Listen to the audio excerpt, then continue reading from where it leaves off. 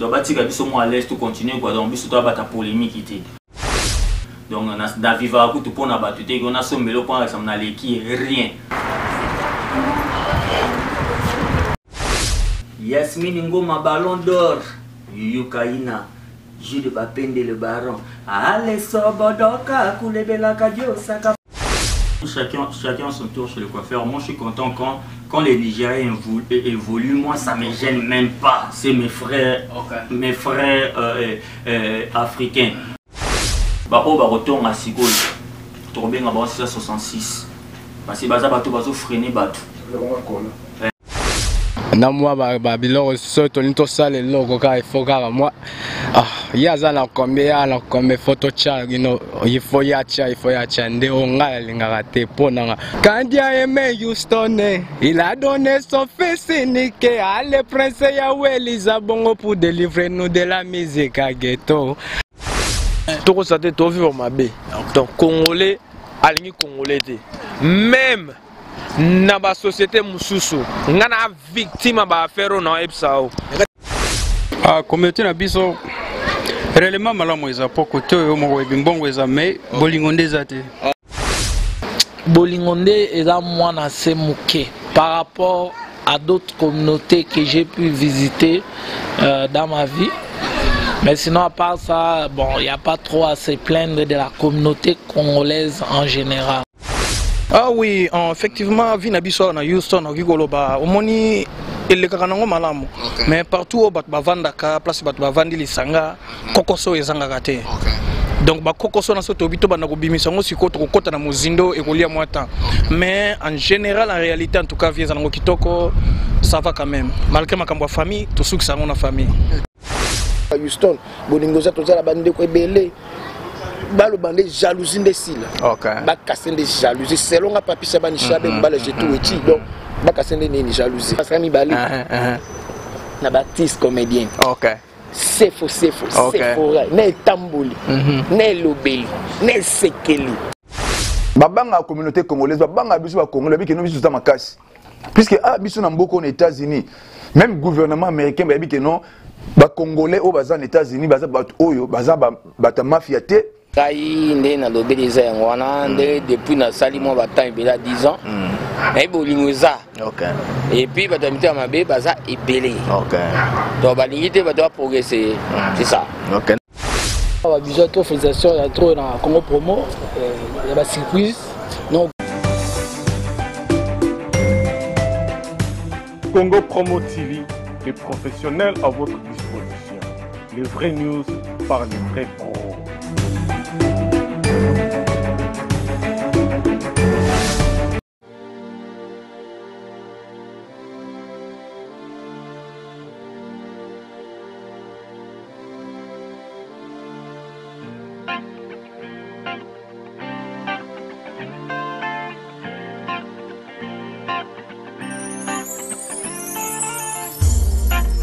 Hey Tata Zambé, et tes enfants en Afrique et partout dans le monde. Ouais, Champi Kilo, Prince Yaweli Bank of America, les Aboraski de Limbambe of the Izama, Toko Yemba Ponanzambe, Yoka.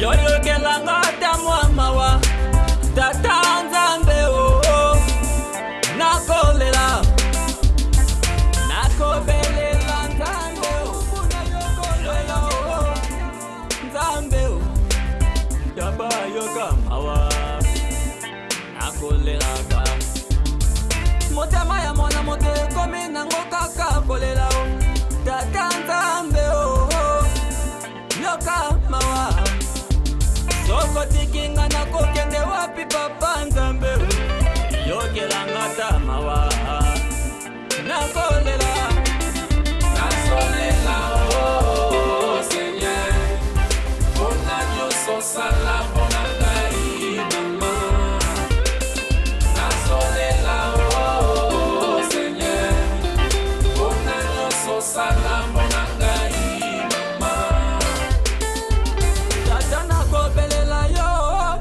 Yokelanga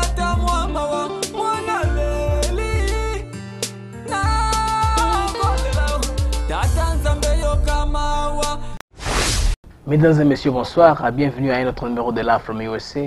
Aujourd'hui, nous sommes en direct de Houston, au Texas, aux États-Unis d'Amérique, comme vous le savez bien. Eh bien, en ce jour, nous allons parler de la musique congolaise. J'ai reçu un homme très particulier. C'est un Américain, mais ambassadeur de la culture congolaise, parce qu'il est attaché à sa culture. Un artiste qui a chanté avec plusieurs artistes africains de la Côte d'Ivoire, du Congo. On va le découvrir ensemble. Eh bien, pour votre plaisir ce soir, voici Prince Yaweli. Bonjour Prince. Bonjour mon frère, bonjour mon frère. Comment vous allez? Ouais, Tokos, par la grâce de Papa Nzakomba, Jésus-Christ, ça va, ça va. Ok, ça c'est bon. Un peu félicité. Je suis vraiment content. Là, vous avez votre fils. Oui, je suis avec mon diamant vert, Prince Jaden Jesse Yaweli. Je voudrais que vous, d'un premier abord, qu'on puisse parler de votre carrière musicale. Oui, ça va par la grâce de Dieu. Bon, on dit avant de bien sauter, il faut reculer, il faut prendre toujours le temps. Je prends toujours mon temps, je sais ce que je suis en train de faire. Bon, ça va. Au moment où je vis, au moment où je mange, je marche, je sais que tout va bien. Ok, musique en banda en wapi? Ouais, na banda musique na Côte d'Ivoire, j'avais commencé ça en Côte d'Ivoire. Oh, en Côte d'Ivoire? Ouais, c'est pourquoi tu as un plus style qui est plus coupé décalé que rumba congolaise. Ah oui, bon, on dit, comme Socrate nous dit dans la philosophie, connais-toi toi-même. Il faut savoir qui tu es, il faut savoir ce que tu peux faire facilement. C'est un style que j'aime beaucoup. Je suis un peu, comment je dis, je me sens un peu en l'aise dedans quoi, donc c'est pour ça que je fais ça. J'ai une question qui me vient à l'esprit. J'ai appris dans les milieux congolais que toi tu te donnes plus aux Ivoiriens, tu es plus ami avec les Ivoiriens, même leur musique, c'est même la preuve que tu es dans leur musique. Non, c'est pas vraiment ça. En fait, je suis, comment je dis, je suis quelqu'un, j'aime tout le monde. Tu vois, comme on dit, à Lingalambi, Salanda côté Maïtiola. C'est pas que Maïtiola n'est pas congolais, mais j'ai grandi un peu en Côte d'Ivoire, j'ai passé beaucoup de temps là-bas en Côte d'Ivoire. En fait, c'est pas que j'aime les Ivoiriens que les Congolais. Voilà l'enfant fatigué, on a libéré. Ça c'est mon petit. Ok, on libère un peu l'enfant, question de continuer le programme. On est en train donc de parler des Congolais, des Ivoiriens. Tu me donnais l'impression en train de les couper décalés, d'être trop chez les Ivoiriens que chez les Congolais. Bon, c'est ce que je disais, c'est pas que j'aime les Ivoiriens plus que les Congolais. En fait, moi je suis quelqu'un, je respecte tout le monde comme je dis toujours. Oui. La personne qui m'a, comment je dis, qui va m'amener quelque chose de nouveau dans ma vie, la personne qui va m'aider à aller en avant, moi j'aime ce genre de personnes. Un exemple que je vais te donner, aujourd'hui même si Papa Nzakomba, Nzambe Nabiso Akitina Mokili, il vient, il me pose une question, il dit, on place tonton Patrick Mabele Chabani, garçon original, Air Force One ici, et puis on place mon petit frère héritier à Gucci Fresh, garçon sexy, Nzetabita Bele, Paké Moulaï.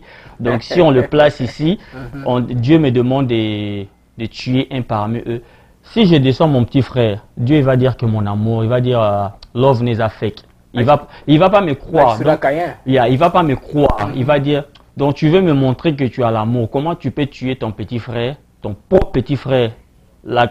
Comme je dis, ma belle Chaban, tonton Patrick, c'est mon petit frère aussi, c'est mon sang. Mais héritier Yaouli, on est, comment je dis, Tozana, papa, moro, maman, moko. Aujourd'hui, si j'ai 200 héritiers Yaouli, notre Dieu, il va dire que ton amour c'est fake. Ouais, donc, c'est vrai. Donc, ceux qui nous ont hérité na mabele pe na boye, on va dire suite. Donc, débattre tonton Clean Daddy Chabani awa batenga awa. Mabele Chabani, il va pas me laisser vivre. Alors descendre donc ça veut dire que je peux pas aller clean la maison de mon voisin au moment où je laisse ma maison sale. Non. J'aime les Ivoiriens, j'aime les Congolais beaucoup. Les Congolais sont... Tu as pu chanter avec les Ivoiriens, tu as commencé avec Baby Philippe, les autres Ivoiriens, et puis pour terminer, tu es avec Brigade Sabati, tu as commencé avec eux d'abord. Non, je ne sais pas si tu as été en Côte d'Ivoire, Abidjan. Oui, Côte d'Ivoire. En Côte d'Ivoire. En fait, tu vois, les Ivoiriens, tu sais pourquoi moi j'aime les Ivoiriens beaucoup. Bon, quand je parle, c'est pas que j'aime pas les Congolais. Congolais, c'est ma famille, Congolais, c'est ma famille. J'aime les Ivoiriens, pourquoi? Parce que moi, j'ai vécu en Côte d'Ivoire. Tu vois, les Ivoiriens, c'est des gens, des personnes. Un Ivoirien, il aime trop. Les Ivoiriens, ils aiment trop pousser les gens à aller vers Liboso, quoi. Vers. Donc, je dis devant, quoi. Ils ont l'esprit de sponsoriser. Oui, un Ivoirien, tu fais. Un Ivoirien, tu fais ta petite chose. De toute façon, il va te lancer des fleurs. C'est comme si, à part toi, il n'y a pas une autre personne qui peut faire comme toi. Un Ivoirien va dire, ah, mon gars là. Il n'y a pas un homme pour lui. Si c'est un homme, si un homme, c'est que c'est un homme mort. Mon collègue va tuer. Il est trop grave. Tu vois, il te donne. Parce qu'il sait, mon frère, c'est mettre devant le monde. Combien de gens tu vas chanter, danser. C'est pas une chose facile. On peut mettre ça dans nos têtes. Donc, mais dis-moi un peu, Prince, tu as beaucoup de talent. Une chanson telle que Zabongo, il y a peu quelques années que tu avais sorti le tube. C'est en train de passer dans les fêtes, dans les médias, mais toi-même, tu sembles pas intéressé à la promotion de l'album. C'est quoi le problème? En fait, pour te répondre à cette question, je vais d'abord finir l'idée que j'avais pour les Ivoiriens. Je voulais dire que c'est une manière, un Ivoirien, il arrose la fleur. Il est en train d'arroser la fleur. Mais nous-mêmes, les Congolais, on est ici, on se voit. Il y a des gens, qui ont émission, il y a Karine Mokonzi, la baronne Zeta Mingengeo, Aboua Kingate, bon, je fais ma chose d'abord, moi chose. Il y a des gens d'abord, tu me cherches pas, tu m'appelles pas, tu me boudes d'abord. Tu penses que tu es mieux que moi. Donc, toi, tu es Dieu. Toi, tu es mieux que moi. Maintenant, comme moi, je fais moi ma chose, ma petite chose. Comme nanga dimi na osala. Et comme il a battu Ngambo. Donc, bon, tu vois, c'est comme les Ivoiriens disent. C'est comme les Ivoiriens disent, si tu ne peux pas m'aider, il ne faut pas me gêner. Donc, oui, les Ivoiriens, ils poussent les gens. Oh, mon rôle, il faut partir. Mais nous, on veut toujours critiquer. Donc, on veut plus mettre l'acide. L'acide, le bon. Tu veux la plante. C'est ma question maintenant. La chanson Zabongo qui est sortie dans toutes les fêtes ici à Houston. J'ai sûr que la chanson est très demandée. Ça passe même sur B-Black. Oui, je sais bien, j'allais en venir là-bas. J'allais en venir. Comment tu n'es pas intéressé à la promotion de la chanson et à suivre les choses de l'avant? Peut-être qu'aux États-Unis, tu es à l'aise. On va poser tout dans ce sens-là. En fait, c'est que je vais dire, papa. Comme je t'avais dit au départ, je t'avais dit pour mieux sauter, il faut reculer. Moi, j'ai encore de l'énergie. Mon Jésus-Christ, il est trop fort. Donc, je prends mon temps. Moi, je ne suis pas une personne, genre, quelqu'un fait un truc. Tu sais, quand j'étais en Côte d'Ivoire, on a fait Suzanne avec Erickson Les Zoulous, donc mon boss, Moutalaxanga Musique, Erickson Les Zoulous, Tokos. C'est que tu as commencé avec Erickson Les Zoulous, la musique. Erickson Les Zoulous, lui, c'est mon père de la musique. C'est lui qui m'a La musique a enregistré les premiers tubes que tu as sortis sur le avec Erickson Les Zoulous, donc moi, j'étais son chorégraphe, son danseur, tout pour lui, son conseiller. Donc, tu as danser où? Je t'ai vu quelque part, là, ta présentation est terrible. J'ai vu certaines des clips. C'était un truc, il y avait BET Award des Américains. Bon, ils avaient fait d'abord une fête avant le BET. On avait invité El Marabio Show. Donc, Fally Poupa, je devais le soutenir un peu comme comme c'est un frère, j'étais avec mon frère Vieboula, yo, Nazo Kane là, mon pote Vieboula, on était ensemble avec Dadi Malamou, Eric Ngoma, donc couleur d'origine, on était ensemble, donc c'était là-bas. En fait, pour revenir sur ta question, moi je prends mon temps, papa. Moi, je ne suis pas une personne où, quand mon ami fait sa chose, je vais toujours, donc je dors pas, je dors pas. Je connais, j'ai du talent, même si Eza est belle, mais quand je fais ma chose, les gens aiment ça. Quand je fais ma chose, je sais que si Prince Yaweli est sur le podium, les gens ils sont contents. C'est là, on se comprendre. Donc c'était un problème de passeport. Donc je n'étais pas américain quand je suis venu. On m'a invité partout. J'étais invité à Sierra Leone, Nigeria, comment on appelle ça, Maroc, différents pays africains, France, tout ça, parce qu'Ericsson déjà, mon papa, il contrôle la France. J'étais là-bas, j'étais invité un peu partout. Bon, je ne voulais pas sortir, aller faire la promotion comme tu viens de le dire. L'époque où la chanson est sortie, tu n'avais pas encore la chanson. Non, j'avais un passeport qui me... Je pouvais sortir avec le passeport, mais c'est un passeport, d'abord je paye $500 juste pour, valable pour une année. Oh, un titre de voyage. Ouais, un titre de voyage. Et puis, comment on appelle ça? Tout ça là, tu vois. Processus là compliqué. Je pouvais, bon, si tu m'invites dans tel pays, tous les pays au monde, je vais prendre le visa avec le passeport là. Mais le passeport américain, il y a d'autres pays, tu peux pas prendre le visa avec ça. Donc c'est un peu facile. Donc je voulais m'asseoir, me positionner, finir les nyongo de mundele, de nazabina à l'aise, pena que no c'est na kota, pena na benda tchatche na na bendi na lar na ngai donc. Nyongo mundele zali parce que te nyongo mundele za tanto benda bakar na biso ndipso benda so bakar nyongo. OK, on va aussi ça. Eza nyongo mundele to si ça ba nyongo mundele donc naza sko bien.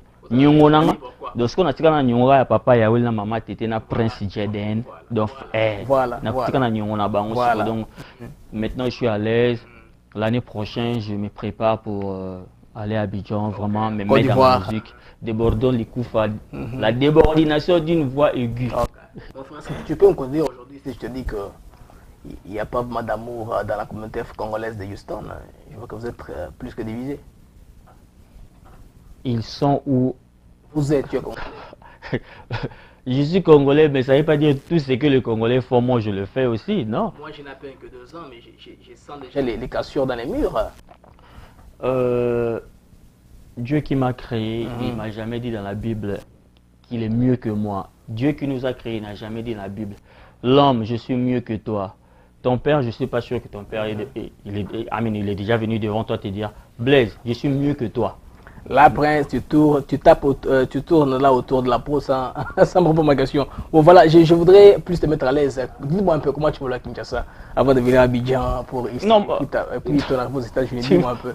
Comment tu évolues à Kin? Tu m'as posé une question des Congolais. Moi, je peux pas parler de Congolais. Moi, je suis pas mieux. Depuis que je suis né, je n'ai jamais vu la personne que je suis mieux que lui. Donc, je peux pas parler de quelqu'un quand, au moment où je suis pas mieux qu'un Congolais. Les jours où je serai mieux que les autres, normalement, il y a l'équipe Moutoumoro, Boyene, Titonton, Kling, Dadi, Chabani, Petit, Nangai. Non, je suis pas mieux que quelqu'un. Comment je vais parler des Congolais? Je peux pas parler des Congolais. Sois maintenant à l'aise. Comment tu as voulu à Kinshasa avant de sortir pour aller en Côte d'Ivoire? Tu as voulu comment à Kinshasa? En fait, à Kinshasa, tout le monde sait. Comme mon oncle dit toujours, l'Africain, il a l'amour de son frère en Afrique. Oui, bien sûr. Quand tu traverses l'océan, alinga mono progresser te so fandara chez bango so ba sengo service omoni akomi bo fandara chez biso to pesa ebo lelo oyo alingi boete omoni et en Afrique nous tous on sait on avait l'amour ensemble on a que ça maintenant te on a que ça moi quand même moi intéresse là qui na kolanda ba mikolo comment faisait la chose. Bon comme moi quelqu'un comme moi j'ai vécu devant Faustin Mokonzi. Faustin Mokonzi Bakonzi Mokonzi bana Bakonzi Mokonzi a le roi Mokonzi, aza Mokonzi po yena Karine Mokonzi bakukana kombo ya Bakonzi. Donc bango bana ya Nzambe Mokonzi. Quel logisme. Bango bana ya Nzambe Mokonzi. Donc quelqu'un comme Faustin Mokonzi, moi je grandis devant lui. C'est un grand frère, l'ami à mon grand frère. C'est un modèle quand même pour toi qui t'a. C'est un modèle, c'est orienté un peu de toute façon pour tes ambitions à venir, tout ça et futurs. C'est l'ami dans lequel tu as retrouvé en Côte d'Ivoire. Oui. C'est là que tu commences la musique. C'est l'ami à mon grand frère Mike Konzo Inosa Machaka, Guilain Bossoukou, BSK, président Epape. C'est des grands frères, ils m'ont vu grandir. C'est pas parce que je suis aux États-Unis, aujourd'hui je vais me bluffer devant Faustin Mokonzi. Semblant de ne pas les connaître. Au Congo, on avait l'amour. On avait l'amour. Congolais, il respecte son frère au Congo. On avait l'amour. On s'est prêté, malgré porter les habits ensemble, c'est pas une bonne chose, mais ça nous a unis. On respectait les amis. Au Congo, si j'ai un problème avec un ami comme Yves Badibanga, Yaya Charlie Kabouya, les Boga, Dede Mawangi, Lumeka, si on a un problème ensemble, on va se voir face to face, on va parler. Soit si je peux pas. Vous arrangez à l'amiable. Oui. Si je peux pas, je vais aller voir un grand frère comme Lidio Mobali Penasser Nangaï, Patricia Malewa. Eh bien, l'artiste prouve ses œuvres par sa prestation, mais je voulais dire, excusez-moi pour le lapsus lingua, eh bien voilà, Prince Yaweli va exhiber quelque chose en tant qu'artiste pour le prouver son talent. Hippolyte Malonga, alabala, kunaku demeo, Jani fana fana mi, adrenalize ke wamikana willy want me, hala hala bahala shi. Jipe muru mami ki Pedro Prince Aleli Yasmine Ngoma Ballon d'Or Yuyu Kaina Jude Bapende le Baron Ale Sobodoka Kulebela Kadio Saka Porobation Kuku Wendo Baya Yanda Bajo Saka Papi Shabani Ish Mapere Shabani Yo Kamawae Ma belle Shabanioka Mawango.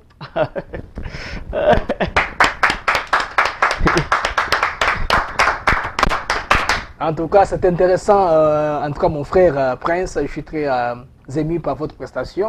Parlons un peu du tube qui vient sortir bientôt avec Brigade Sarabati, l'ex-animateur de Wing Music à Maison Mère. Ouais, avec Brigade, c'est l'introduction que je viens de faire. Le type, on appelle ça Zododo. Zododo, oui. Donc Zododo, d'abord à Kinshasa, c'est une boisson. Quand tu bois ça, vraiment, ça te niangami la tête, comme les Ivoiriens disent. Niangami la tête. Donc quand tu écoutes Zododo, tu es troublé. Non, non, non, non. Moi, je commençais avec le séquence que je viens de chanter là. Hippolyte Malonga. Donc on a qui na beti arabe, na beti na langue na ngasika les sobodo.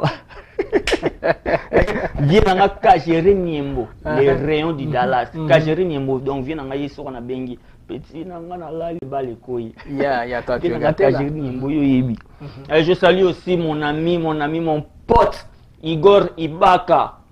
Igor Ibaka, le petit frère de Serge Ibaka, Rachina Ibaka, Mélodie d'amour associée. Igor Ibaka, yo yebi ne to so laki. OK. Tout ça, moi, chapitre avant de continuer ma banga, parce qu'on va conclure effectivement par ce chapitre-là. Je voudrais que, yo, en tant qu'artiste congolais, dites-nous un peu, tu te sens comment quand tu vois les Nigériens évoluer là-bas, niveau il y a Presse Afrique, Télé Sud, 13 TV, c'est presque Bango. Toi, en tant qu'artiste qui est venu du Congo, je te dis quoi? On dit chacun son tour chez le coiffeur. Moi, je suis content quand les Nigériens évoluent, moi ça ne me gêne même pas. C'est mes frères, africains. Donc, même si les Tchadiens évoluent, les Sénégalais, c'est la musique africaine. Il ne faut pas dire oh bisso. Parce que nous avons chuté là. On n'a pas chuté, papa. La musique congolaise, c'est toujours, on écoute ça toujours. Mais le truc, c'est quoi? Il faut accepter quand ton ami fait une bonne chose, il faut accepter ça. Il faut l'accepter, lécher les fleurs. Regarde, aujourd'hui si on parle de Michael Jackson, paix à son âme, demain on va parler de Serge Beno. Donc on va parler de Serge Beno. C'est pas que si l'autre avance, tu vas vouloir faire quelque chose, on va le casser. Non, on veut la force africaine. La force africaine. Ouais, c'est pas oh les Nigériens, regarde les Nigériens sont en train d'évoluer. Donc Beno évoluera, c'est vous allez évoluer seulement. Non, non, il y a les Ferrigol, ils sont en train de faire de la bonne musique. On écoute Ferrigol, on écoute Fali Poup, on écoute Macintosh, Bill Clinton, on écoute Yassam vient en Haïti qui va ramener. Donc on écoute tout le monde, on écoute, je sais pas, pour donc moi... on évolue à tour des rôles. Mon frère, et puis si je vais parler de la musique congolaise, genre Bisso Tokomi Boy, c'est parce que l'homme, un artiste, il pense, un artiste doit être quelqu'un qui est complet. Même si tu sais pas, peut-être tu sais pas danser, peut-être tu sais jouer monaron vinanga limbo nana pc mbote. C'est un artiste. C'est déjà un art que tu as en toi. C'est déjà un art que tu as en toi. Regarde en Côte d'Ivoire, il y a les artistes qui ne chantent pas, on chante pour eux. Moi-même, na kosolara na musique na ngai na ninge ba oyo na travailler na studio Jean-Pierre Kilo non il faut mettre ici il faut mettre ici Cédric Canavaro mon fils ici là, il faut mettre comme ça il faut mettre comme ça tu vois je travaille au studio il y a des artistes en Côte d'Ivoire qui ne chantent pas on chante pour eux mais ils sont respectés en Côte d'Ivoire plus que d'autres artistes qui chantent ils ont le succès pourquoi l'Ivoirien il respecte l'œuvre de quelqu'un si cet artiste n'était pas là on n'allait pas connaître ces concepts, cette danse. Ces concepts-là. Oui, il ne faut pas seulement... les choses, lui, il chante. Parce que d'autres artistes, ils font la musique pour d'autres artistes. On ne fait pas la musique pour un artiste. Je vais lui montrer que moi je suis mieux que lui. Pour voir quelqu'un qu'on connaît plus, qu'on connaît mieux que lui. Pourtant on doit faire pour l'amour de la musique, pour l'amour et puis pour gagner, pour gagner la vie aussi. Et puis on fait la musique pour les fans. Pour gagner aussi la vie aussi. Gagner aussi la vie, donner les conseils. Oui, oui. Il ne faut pas penser au yekuna makincho sa bête lo bongo et il faut na bête lo boy pour na l'accent leki. Masananga Kabibi Bachider na Los Angeles au CPLAT Masaya il y a Aminata Mitondo. Donc on fait la musique pour les fans. Fais ta musique pour gagner quelque chose. Un artiste pour moi c'est comme le père de la nation. Je m'excuse pour le président. Un artiste, on écoute un artiste chaque jour. Un artiste il est là pour donner les conseils. Mais toi quand ton ami fait quelque chose, tu passes à la télé, tu ne veux pas seulement. Et il y a des gens qui m'ont dit, quand j'avais fait l'émission avec ma soeur Karine Mokonzi, ils m'ont dit... Ça, c'est une caractéristique des Congolais. Ils m'ont dit, non, aux Andouleman, il faut qu'il faut un esprit. Non, non, non. What you talking about? What you talking about? Esprit, quel esprit? Quel esprit il faut avoir? Explique-moi aussi. Mais quel esprit moi la question me dépasse? Moi, je ne sais pas. Il faut ça. Moi, il faut le charisme. C'est quoi le charisme d'abord? Charisme, c'est que non. Ce sont les mots compris au sens péjoratif que les Congolais. Charisme, il faut. Soit un défilé pour tu te fais respecter. Tu te fais respecter. Tu te bats pour ta famille. C'est ça du charisme. Tu as une notoriété. Tu as un sens de responsabilité. Savoir tu as une référence. Ça va parler aux gens, quand on t'écoute parler, on sent la sagesse. Oh, bah, monsieur, il faut boudaner, bouder mon tout non. On a déjà un salaire, on a $1, on a lien, on a sa famille, les parents ils sont contents d'avoir pas un enfant comme moi, mais les enfants comme, je vais dire, comme moi, comme héritier, Yaoli, Karine, Yaoli, Godi, Yaoli, Annie, Yaoli, Pierrette, Yaoli, tu vois. Donc, moi, je ne suis pas quelqu'un, non, il faut un esprit, il faut bouder. Non, moi, je ne connais pas ça. Dieu est en train de me bénir, je ne vais pas casser ma bénédiction à cause de ça. Donc, la musique, c'est pour les fans. Si quelqu'un veut faire la musique pour l'autre, moi, aujourd'hui, là, je n'ai pas encore les succès fou, mais je sais que l'année prochaine, papa, je tape la table de ta maison. Tu vas m'appeler, tu vas dire Prince, Olobaki. Mais je ne veux pas que les gens pensent qu'il y a un côté Nzela Molili. Parce que tant on a ça, on a fait, tant on a ça, on a mon qui monto ayebi. Mais tant on a passé derrière le boum, il y a un azuango. Il y a déjà un azuango déjà. Donc tant on a besoin. Donc c'est un décollage qui est tout à fait. Soit un décollage sûr, et déjà moi je parle pas le François.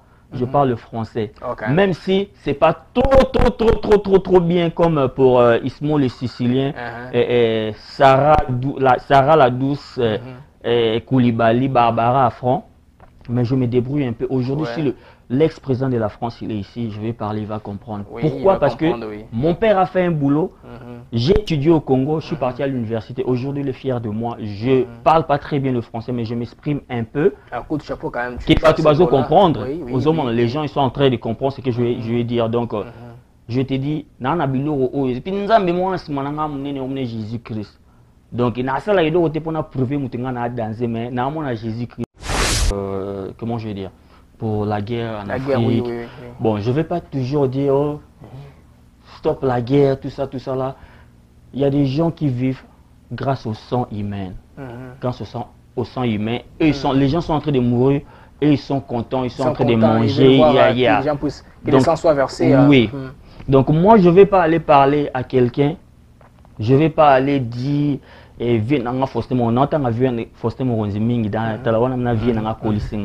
je ne vais pas seulement chanter genre stop à la guerre, parce qu'il y a des gens ils sont contents, les gens sont en train de mourir, eux ils sont contents.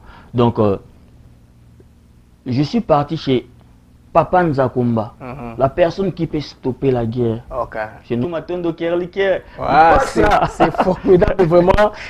Pour faire plaisir à Raph Nguindou qui est à Boston, le patron de Congo pour moi, et aussi à Guilain Chibobo qui est à Bruxelles. Nous n'oublions pas l'Aigle Royal, Paul Mamba aussi. Nous saluons Patrick Bompechi qui est à Johannesburg en Afrique du Sud. Paul Mamba aussi. Nous saluons Patrick Bompechi qui est à Johannesburg en Afrique du Sud. Mais mon frère, j'ai eu l'impression ici, tout ça qui dans 30 juin, il y a eu 4 fêtes congolaises. Qu'est-ce qui ne va pas? Pourquoi pas avoir une seule fête de musique congolaise? Les gens ne veulent pas s'en aller trop comment? 4 fêtes. En fait, du même drapeau. C'est quoi le problème? Je dis, moi, ça ne me regarde pas, papa. Les Congolais sont homogènes, hétérogènes. Ils ne s'entrent pas. Comme papa, moi, les pieds de l'eau. Ça ne me regarde pas. Les gens, ils sont mieux que les autres. Les gens pensent qu'ils sont mieux que les autres. Quand moi, j'étais venu en Amérique, c'était bon. Hein. Le début de l'Amérique. Oui, oui. C'était bon quand j'étais venu en Amérique. Et ça va qui bien. Il y a des gens qui... Non, il y avait beaucoup de gens. Il y a beaucoup de gens. Quand moi j'étais venu, il y avait beaucoup de gens qui... Amin Baïki Nanda Gunabiso. Et puis ça, on a pour ça en Amérique. Les gens ont battu Balo, on a pour ça aux États-Unis. Donc, quand on a eu Bayamba Kingai, Batumi Balé, c'est mon petit garçon original, Mabele Chabani, tonton Patrick, Air Force One. Mignon garçon. Comment on appelle ça petit nanga? Deuxième petit. Au moins, il y a un genre qui non. Ce que sont les vélo, tant que tant que solo vélo, na combo na opona, et na te. Les abonnés tant que ma belle parce que ma belle a qui ko yamba qui ngai tant na yé petit ngai moi ceux qui bani antaba te yazagi na moi dure brosse kazo brosser ceux qui na yé petit mon clean. Deuxième petit a qui sous Yoka Combo. Comment Les directeurs de Houston. 40 fois clean. Elzima Goula. Donc il y a bien qui 3 temps le rôle petit nangai Jeden. Swag, Maele, clean. Petit nangai Ange Kayumba. Donc bah yaki ko ngai. Donc yisko petit nangai ko Ange yaki siko yoka teinture. Favori banda tina c'est voilà niataba. Niataba kana mutu. Donc natali kana bi ouais. Donc ça la elengi moni bandelia. Il y a Amérique, il y a bien. On a petit nangai garçon sécurité ya ulika palenka palenka kutanga. Kutanga kaka ika palen. Donc toi petit en bayaki to kutena bango. Elengi Amérique na okango pona ba petit wana. Histoire ba changer ngo te loso na changer histoire interview comme eko mabe. Donc na loba eloko ndenge bande ba to pesa ngai goût ya Amérique ne bandeli bango wana. Bon comme lelo mutu na mtakoma na masolo na ye. Mtamtaza papa, ça la business naie. Donc tout ça mtamsa asa ndela naie quoi mais bato pesa ngam na gouton na ni bandeza ba petit wana. Mais là pourquoi ne pas célébrer ensemble pour revenir à ma question? Non na rolo banini.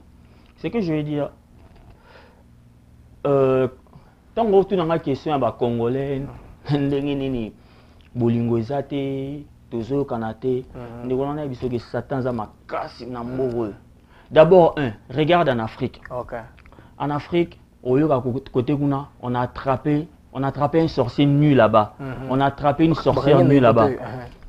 Pourquoi pose-toi la question, pourquoi les sorciers là, ils ne pouvaient pas dire que on voulait me violer, on a arraché mon bédou, on a arraché mes habits. Pourquoi eux-mêmes commencent à dire et ça c'est Silingai. Et pourquoi ici on n'attrape pas les sorciers? Pose-toi la question. Pourquoi ici aux États-Unis on n'a jamais vu un sorcier papa Morobe comment akoyi mutakala boye. Excuse-moi pour le terme. Akoyi boye namboka au point nini. Point nité.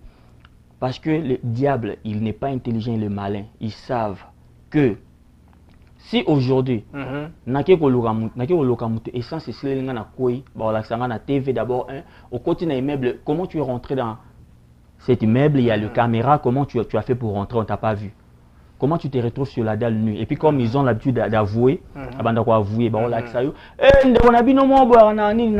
États-Unis, tout le monde na TV ils sont rentrés dans comment je vais dire, la vie dans la communauté, la vie des jeunes africains.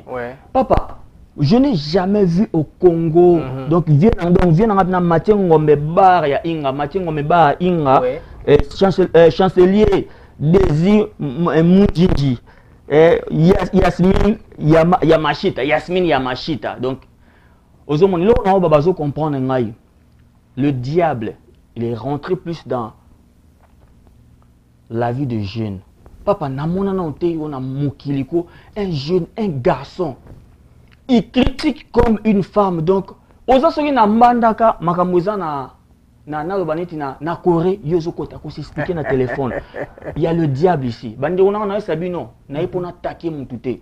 Na robisa yon de on a ngozota la ngam ndeko na yo. Nga prince d'abord un alobara. Je dépasse personne dans ma vie. Le Dieu est en train de me bénir.